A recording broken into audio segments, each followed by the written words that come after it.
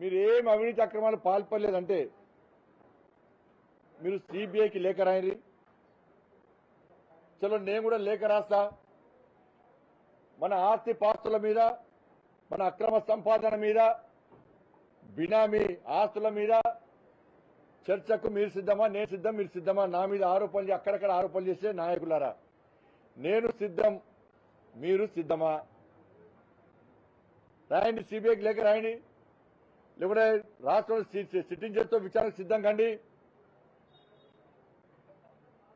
సిగ్గుండాలే మాట్లాడేటప్పుడు ఏది పడితే అది ఆరోపిస్తే ప్రజలు నమ్మరు. కాంగ్రెస్ పార్టీలు బరిదగించి మాట్లాడుతున్నారు. సేమ్ గతంలో కేసీఆర్ కుటుంబం, కేసీఆర్ కొడుకు ఎట్లా మాట్లాడారో సేమ్ కాంగ్రెస్ పార్టీ రాష్ట్ర ముఖ్యమంత్రి గారి నుంచి కింది స్థాయి వరకు అదే భాష మాట్లాడుతున్నారు. అసలు కాంగ్రెస్ పార్టీ ఎక్స్పైర్డ్ పార్టీ, అది డేట్ అయిపోయింది. అది మనమైనా మందు కొనుక్కుంటే, రోగం వస్తే మందు కొనుక్కుంటే దాని మీద ఎక్స్పైర్ డేట్ చూస్తాం. మనం చూసి ఎక్స్పైర్ అయితే తీసుకుపోయి చెత్తపుట్లో పట్టిస్తాం. కాంగ్రెస్ పార్టీ పరిస్థితి అదే. అందుకే దాన్ని తీసుకుపోయి వాళ్ళ బంగాళాఖాతంలో పక్కా కల్పిస్తారు.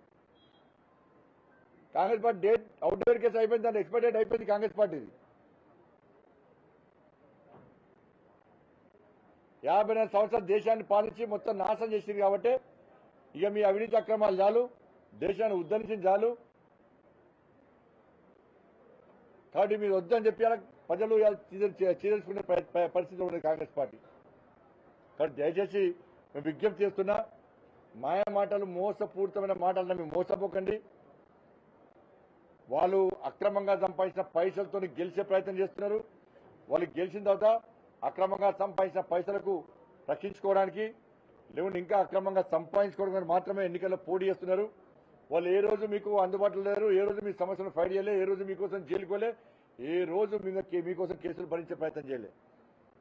అంటే నేను మీరు పెంచి పోషించిన కార్యకర్తను, మీరు ప్రోత్సహించిన కార్యకర్తను, టవర్ సర్కిల్లో ఉద్యమం చేసి జైలుకు పోయినా, కోర్టు చౌరస్తాలో ఉద్యమం చేసి జైలుకు పోయినా, గీతాభవన్ తెలంగాణ చౌక్ లో ఫైట్ చేసి కేసులు భరించిన, ఇవాళ 1 టౌన్ పోలీస్ స్టేషన్ దగ్గర కేసు కొట్టాడి కేసులు భరించిన, కమాన్ చౌరస్తాలు కానీ, నాకా చౌరస్తాలు కానీ, గాంధీ చౌరస్తాలు కానీ, మంచిర్యాల చౌరస్తాలు కానీ, రేగుర్తి చౌరస్తాలు కానీ, ఇస్తారారి కాలేజ్ చౌరస్తాలు కానీ, రామ్ నగర్ చౌరస్తాలు కానీ, సప్తరి కాలేజ్ చౌరస్తాలు కానీ, కోతిరాంపూర్ చౌరస్తాలు కానీ, ఇట్లా ఏ చౌరస్తా చూసినా కూడా అన్ని చౌరస్తాలలో ఉద్యమం చేసినటువంటి కార్యకర్తలు నేను. నాకు మద్దతు ఇచ్చి నన్ను ప్రోత్సహించిన కార్యకర్తలు ప్రజలందరూ కూడా. కాబట్టి అన్ని విషయాలు ఆలోచించి ఒక మంచి నిర్ణయం తీసుకోండి. భారతీయ జనతా పార్టీని భారీ మెజార్టీతో గెలిపించాలని కోరుతా ఉన్నాను. ఇక ముఖ్యమైన విషయం ఏంటంటే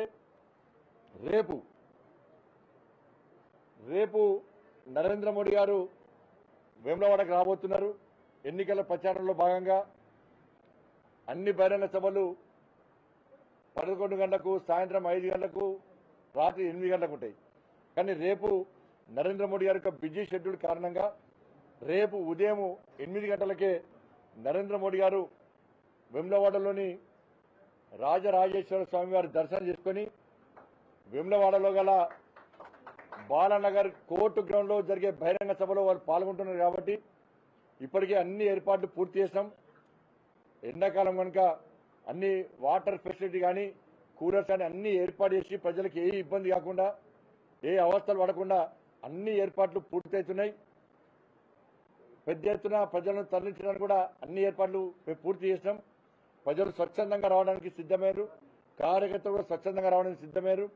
కాబట్టి మళ్లీ అప్పీల్ చేస్తున్నా, రేపు ఉదయమే 8 గంటలకే నరేంద్ర మోడీ గారు పాల్గొనే బహిరంగ సభ కనుక దయచేసి ప్రజలు, కార్యకర్తలు పెద్ద ఎత్తున తరలి వచ్చి ఈ బహిరంగ సభను విజయవంతం చేయాల్సిందిగా, మీ మద్దతు తెలపాల్సిందిగా అందరికీ విజ్ఞప్తి చేస్తూ రేపు ఉదయం 8 గంటలకు వేములవాడ బాలనగర్ లో గల కోర్టు గ్రౌండ్ లో ఈ బహిరంగ సభ ఏర్పాటు చేస్తున్నాం. అందరూ తరలి రావాల్సిందిగా అందరికీ విజ్ఞప్తి చేస్తా ఉన్నాను.